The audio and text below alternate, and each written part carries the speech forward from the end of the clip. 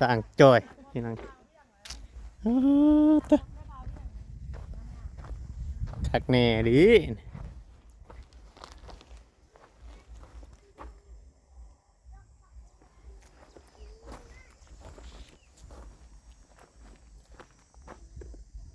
มันนั่นพุทธมันต่ำมันแบบมีช่องลมเข่าเนาะ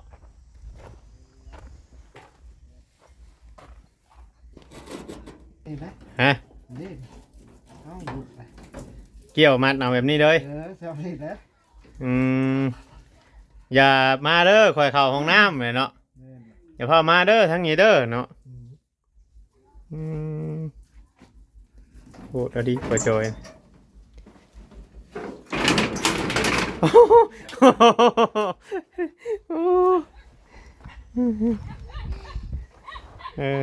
แบบว่าบ่ได้ใช้บันพับเอาสังกะสีพับเอาเลยเปิดออกเปิดเข้าเปิดเรื่อยแล้วก็โยขาดปุ๊ดเด้ต้องนะ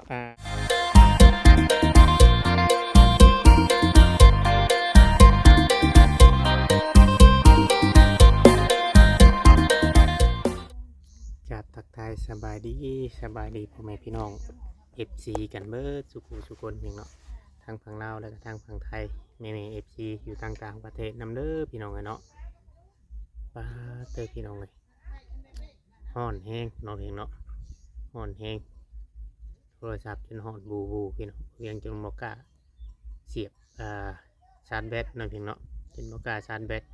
ว่าสิถ่ายคลิปโตออกมาพี่น้องออกมาบ้านเดือนของเขาพอจอยน้องเนาะจากห่างหายกันไปโดนพี่น้องเนาะ FC หลายๆคนเพิ่นก็ถามเข้ามาอยู่ว่าเวียงคือบ่เห็นลงคลิปหลายมื้อคือบ่เห็นลงคลิปโดนเติบพี่น้องเนาะก็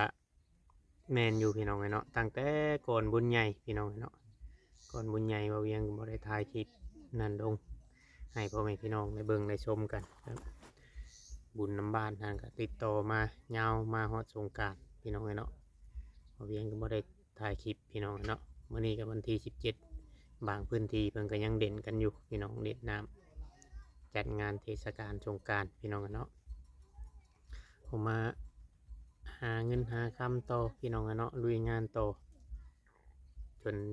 นัดมันติดต่อกันหลายมื้อแห้งพี่น้องเนาะมาฮ้อนแห้งพี่น้องเนาะป้าเด้อแดดแบบเผาไหม้อะดิพี่น้องเนาะจังใดก็เป็นกำลังใจให้เด้อพี่น้อง FC ที่ว่าคอยเบิ่งคอยชมเนาะคอยเข้ามาติดตามกดไลค์กดแชร์คือว่ายังนั่นพี่น้องเนาะผลสำเร็จยังบ่นั่น FC หลายคนก็รอเบิ่งบางคนเพิ่นก็ให้ความสนใจบางคนเพิ่นก็ทักเข้ามาหาก็มีได้แบบ FC เพิ่นที่หักเพลงเพิ่นเบิ่งแบบเฮาลงคลิปตลอดแต่เฮาบ่ได้ลงคลิปแบบเฮาบ่เคยขาดนะแต่เฮาหยุดนะบางคนเพิ่นก็เป็นห่วงว่าเป็นหยังบ่คือบ่เห็นลงคลิปลงหยังนะพี่น้องเนาะพี่น้องแต่ว่าต่อไปนี่ก็สิพยายามเฮ็ดคลิปมันแหละพี่น้องเนาะเดือนนี่เดือนหน้าก็สิบ่วิทย์บ่ยามนี่มันวิทย์ยามฮ้อนนี่ก็คือสิไข้แน่แหละอันนี้มันฮ้อนพี่น้องเพื่อขึ้นมาฮอดพี่เมื่อเช้านี่ก็เกือบเที่ยงเนาะเดินทางเพื่อขึ้นมาฮอดเกือบเที่ยงระยะเวลาคือว่าโดนเติบขึ้นมาพี่นะขากลับลงไปอีกบ้านนี่ถนนนี่จนยางหมักตอยจนเปียกเป๊ะๆพุ่นแหละพี่น้องเนาะมันห่อนแห้งมันละลายเด้ถนนเตลเขาเจ้าเฮ็ดใหม่ขึ้นมาเมื่อนี้พี่น้องเนาะขึ้นมาทั้งนี้ก็คือว่าทางเขาพอจอยเป็นหลังจากที่ว่าเคลียร์เฮือนของประตูแล้วเนาะพี่เนาะเคลียร์ปรับดินปรับยังมันยังสำเร็จเรียบร้อยนะวันนี้ก็บ่เวียงออกมาถ่ายให้ FC เบิ่งตามตรงไห้ตรงหน้าเนาะบรรยากาศเป็นจังใด FC แต่ละคนเนาะพี่น้องเนาะสบายดีมีแห้งอยู่ดีมีแห้งอยู่บ่ปีใหม่สงกรานต์พี่น้องเอ้ยม่วนอยู่บ่ทุกคนเด่นเนาะเด่นน้ำเด่นในทางเฮาก็บ่ได้ไปเด่นทางใดเด่นเลาะหาตูดในน้ำหมู่บ้านนั่นแหละพี่น้องเอ้ยเลาะไปเลาะมาเด่นน้ำบ้านน้ำเพื่อนบ่ได้ออกไปข้างนอก บ ว่าอันตรายเนาะรถรางบ่กล้าไปทางใดพี่น้องเอ้ยเนาะอยู่ไปแบบนี้จังใดก็เป็นกำลังใจให้พี่น้องเอ้ยมาถ่ายคลิปนี้แล้วก็สิได้ออกกลับหน่อยเพียงเนาะได้กลับเมื่อคือเก่าพี่น้องเอ้ยเนาะคืองานช่วงนี้ก็คือบ่เนี่ยบ่เวียงถ่ายลงไปก็บ่ค่อยมีคนเบิ่งก็คือแต่ก่อนเนาะเพียงเนาะใน YouTube ของเฮาก็มันก็เริ่มถอยพี่น้องเอ้ยเนาะเริ่มถอยเริ่มนั่นลงแล้วอย่างไรก็มี FC โอเคว่ามี FC เป็นกำลังใจให้เดี๋ยวเข้ามาทางบ้านทางเพื่อนผมจอยก่อนเอากุญแจรถก่อนเฮ้ยคือวิดีโอรถเดียวคือเก่ามาบ่นี่คือแบบพายมีแต่ไฟแต่ยังใหม่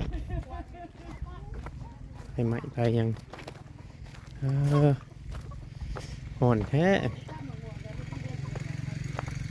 โอ้น้ำนองเราจนอยากบกบานนี่ปะกำมาตกอีกประมาณ10 มื้อนี่ถือว่าแห้งโดดตกอีกประมาณ10 มื้อโอ้สบายดีเด้อทางนั้นเด้อเฮ็ดหยังเด้ กินแมวแดง กินแม่หมูแดง แม่เป๊ะ แม่เป้งอ๋อแม่เป้งหมูแดง กินกับกินข้าวหมอมันหน่อยโพดกับหัวแล้วที่เอาออกมาบ่พอ ไปหาแย่บ่ บ่อ้ายเอามา เออปลา แม่เอามา ห่อนนะดีเนาะ แล้วยามเหมื่อยดอกเลย ฮ้อน กินบ่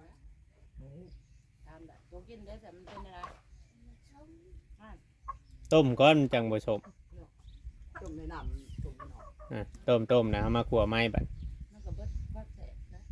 บ่นะมันก็แซ่บรสชาติหนึ่ง มันก็ทำมันอีกมาขึ้นนะ ต้มมาขึ้น ต้มมันปิกตากกล้าเลย มีแต่ต้มได้ชุบข่อยแบบแม่แบบหยังมันมีแม่มีหยังนำลายกะ ตบ งั้นบ่สมต้มน้ำมันออก ก็กูว่ามันผิดอีมามาให้มันต้มมันลวกแล้วก็จะตากแห้งกูว่า เอามาค้างอีกแต่ที่พ่อจอยเพิ่มก็ได้จะไปเตะไปชน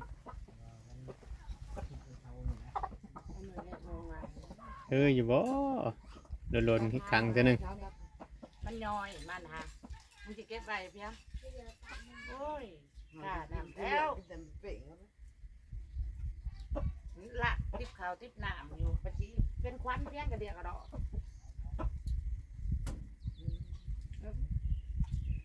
แล้วล่ะจ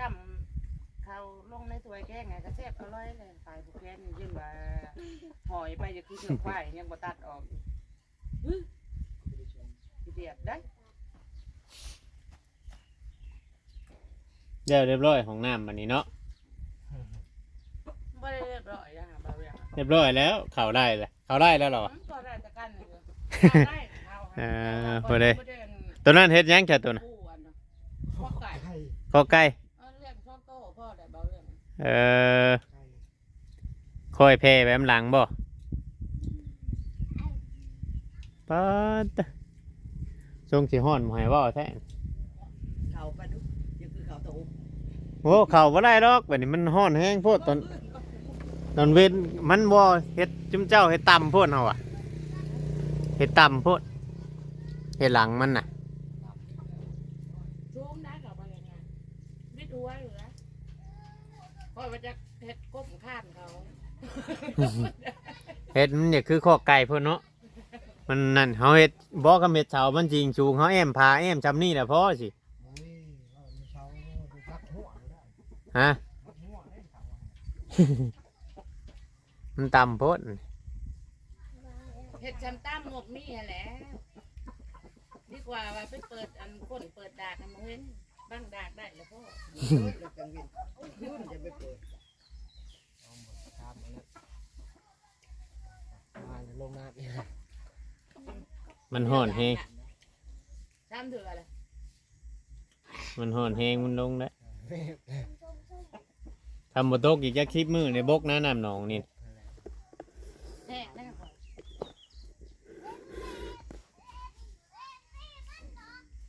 คือไหวเนาะ คำว่าอันเจ้าบ่อยู่นี่ควายมาลงสองเทื่อก็แม่นเบิดได้คำลงหลายได้ เนี่ยเป็นเลยแหละ ฮะ เนี่ยเป็นเลยกลัวลงไล่แหละชุมเฮาก็อยู่ให้ยามลงน้องนี่เอาไปกินปลา เอ้าบนมาหวานบ่เห็นหั่นแหละเนาะคือวางหันได้บ่หวานบ่เห็นบ่ ก็ชุดมัน ไป เห็น มือเดียวแล้วบ่เว้ย เออ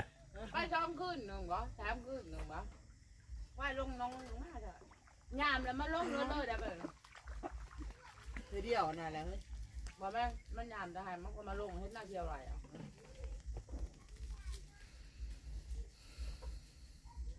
คือคนนั่นน่ะ ปา บ่ เด้อ ได้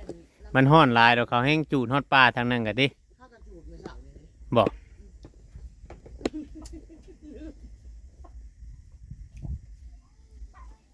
โดนอะไรกันน้อง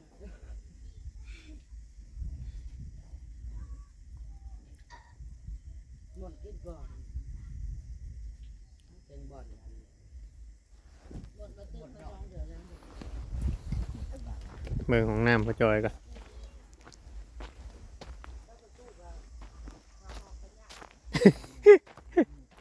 สร้างจอยพี่น้องอ้าวตะคักแน่ดิ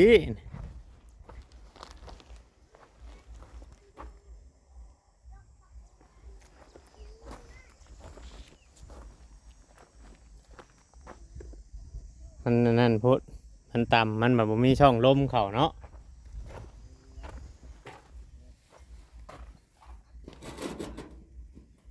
เปิดนั่นได้พอจอยฮะ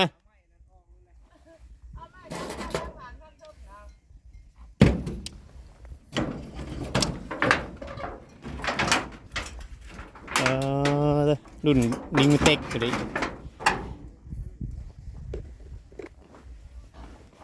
นี่ดิพอจอยเห็ดปาตะสร้างเห็ดแบบนี้ก็ได้ โอ้ยพอจอยเอ้ยว่าถ้าว่าใส่เสาอันนั้นอันนี้จะดีนี่มันสีสูงเสามันสูงเลยเฮาเห็ดโบเห็ดอันนั้นน่ะเห็ดเป็นช่องให้มันมีช่องนั่นเทปูนกะเทไปใส่ตะวองนั่นนะซื้อ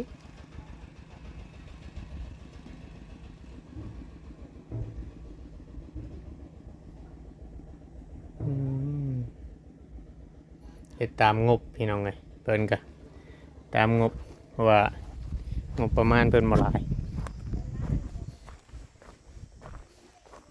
ตัวนี้ใช้ท่อน้ำออกมาสมมติว่าอาบน้ำอาบหยังใช้ท่อไหลลงพี่เข่าต้นเว้นนี่เข่าบ่ได้ซ้ำเตา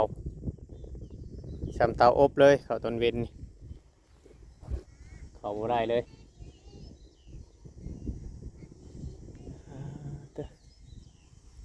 ที่นี่เช็ดข้อไก่เพิ่นว่าตัวนี้เฮ็ดข้อไก่อยู่ตัวนี้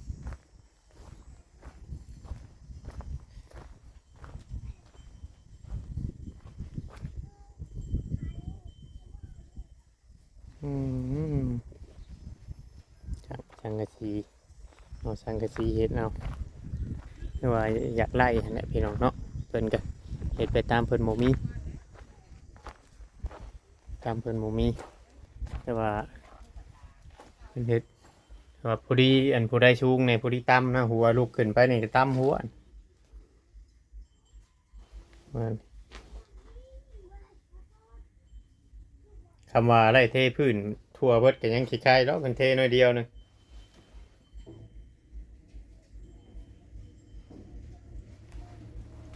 เทพอนะทำไรเทพื้นเบิดไข่อยู่แล้วคือว่าปูนคือยังอยู่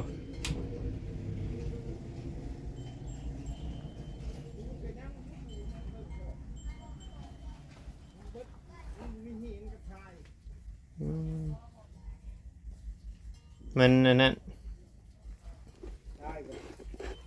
ใช่ ายชอบหนึ่งชอบเดียวนั่นก็พีชอบหนึ่ง อื ซื้อ ม มา ชายชอบหนึง นี่ อินชอบหนึงจะมาใส่นี่สิติ ไม่ใช่อันนี้นะ อืม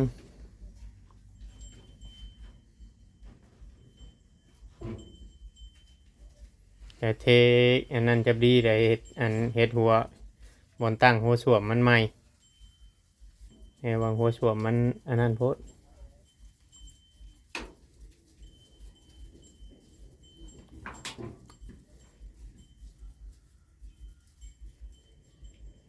เสร็จแล้วจังมือดัน มันลายมือเกิดก็ได้ หลายมือแล้วเสามันก็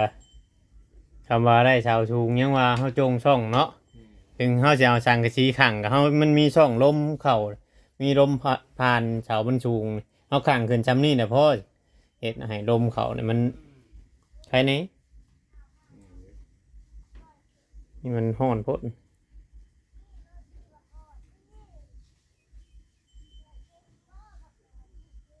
คนนั้นกายทางนี่เขาไม่ได้คิดว่าอันนั่นเด้นี่เขาคิดว่าห้องน้ำเด้นี่ไปเสียบัตรอัดอะไรบัตรอัดทางนี้อัดมามัดบ่คัดบ่ หมดไว้ คัดแน่ได้น่ะเขามาบึงอยุ่หักจัน เขาเห็ด ฮะ นั่งว่างเปล่าเนี่ยเขาเห็ดเนี่ยแหละ จากแล้วเจ้าว่าเจ้าห้องน้ำเจ้า แต่แนวนี้นะ ฮะ นี่เอ้าหลุดไป เกี่ยวมัดเอาแบบนี้เลย แซวนี่แล้ว อืมอย่ามาเด้อคอยเข้าห้องน้ำเลยเนาะ นี่ อย่าพามาเด้อทั้งนี้เด้อเนาะอืมโหดอะดีกว่าจอยโอ้โห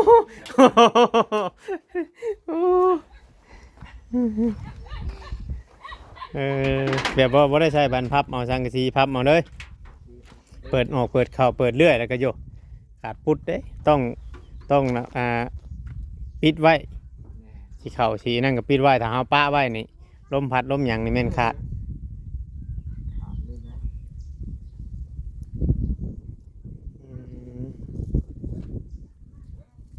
เดี๋ยวเรียบร้อยมันโมมีเสามีหยังเห็ดไปตามงบประมาณนี่คือว่าชื่อนี่ชื่อแต่โทเนาะพ่อจอยเนาะ นี่ ชื่อแต่โทกับพัวสวมคัดไว้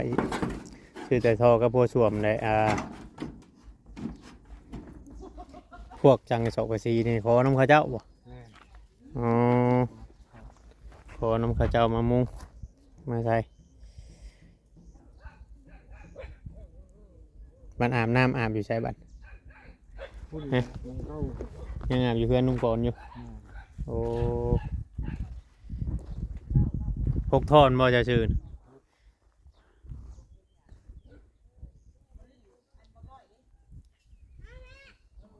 ขุดลงไปหักดินเห่เนี่ยมันเป็นแต่ทางเทิงมันนะชื่อที่หลังจากแบบว่าหนาดินแบบเป็นจกคันนองขึ้นมาเนาะ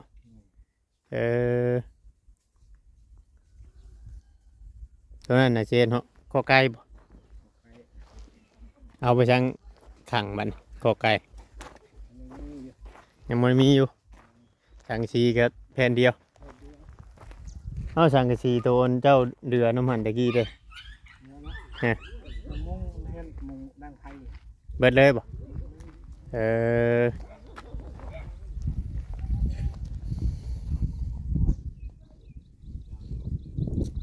ยังไม่ได้ชุกบ่บางอย่างฮะหวานอยู่บ่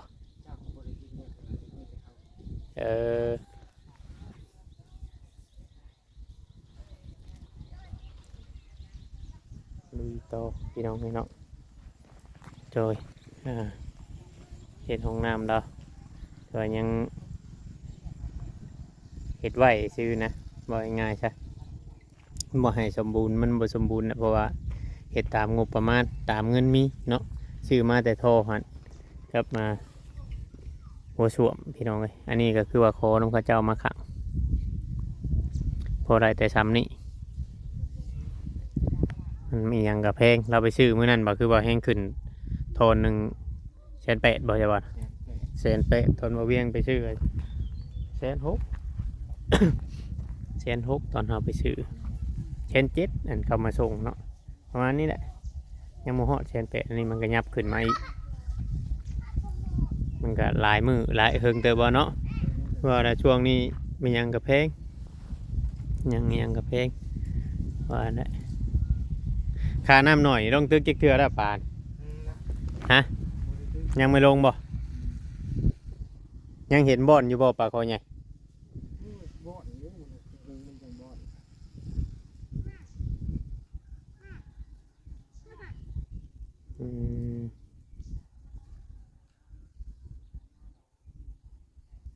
3 มื้อที่เฮ็ดห้องน้ำเฮ็ดกระไพห้องน้ำ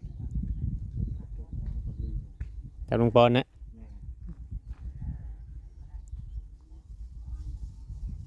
เอาโทรได้จากเขามาเขาเอาลงซอยบ่ เขาลงโชว์ โอ้สิมาแล้วเขาลงซอยเดี๋ยวพี่น้องเนาะเดี๋ยวเรียบร้อยได้ละ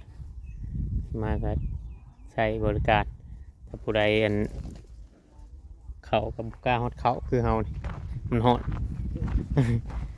เก็บในเรื่องพอจอยอันเต็กตะปูนี่มันง่ายเพราะเดี๋ยวมันขาดเหยียบปุ๊บเอาไปตกแค่ยังได้เข้าแต่บ่อนี่นะ เขามาได้ เออ เอาพี่น้องเลยเนาะโอเคพี่น้องคลิปนี้ก็ประมาณนี้แหละสบายดี FC ปัจจุบันทุกคนเนาะ